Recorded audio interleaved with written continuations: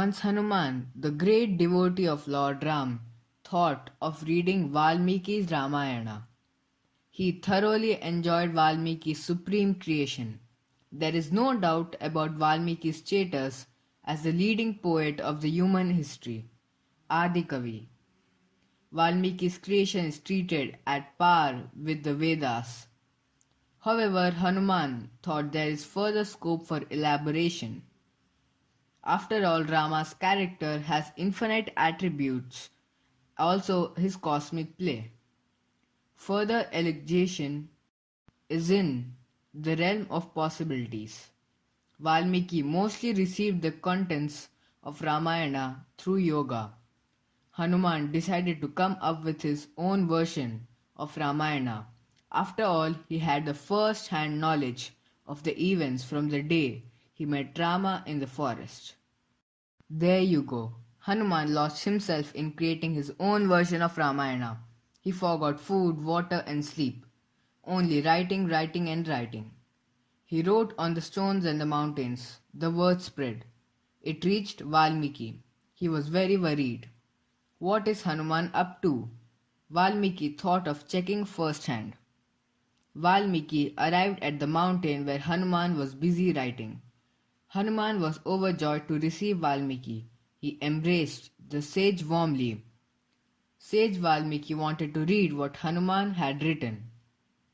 Hanuman took him around the huge mountain and showed the stones on which the slokas have been beautifully written. Valmiki went around patiently and read the complete Ramayana of Hanuman. It took Valmiki 1,000 years to go through the massive work.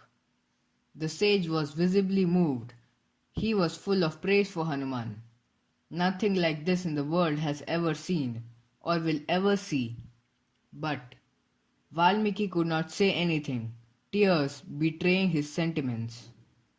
But what, my dear sage?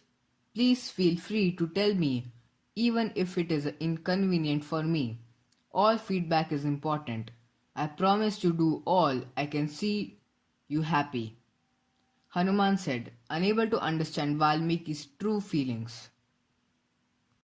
But who will read my Ramayana now? The sage somehow blurted out. It took a while for the whole purport of the sage's word to sink in. Hanuman could see the point now. Already he is the most popular god in India. People have almost stopped worshipping all other gods. Every hamlet, every village, every tree, every stone is being converted into an image of Hanuman. Now if the Hanuman Ramayana hits the stands, who will ever bother to read anything written by the other poets, by other devotees, by even supreme poet Valmiki? Hanuman looked at the massive mountain and billions of stones in front of him, all holding his creations majestically. He quickly made up his mind.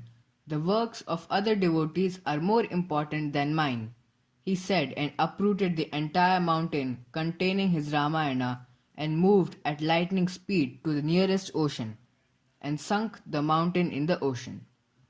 Valmiki was shocked. What have you done? I didn't want this. Please pardon me saying something about the fate of my Ramayana. I have become selfish.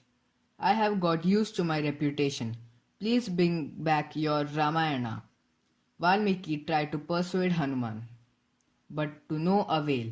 Hanuman has the power of sacrifice and renunciation that none can match. That's the reason why he is the supreme devotee of Lord Rama.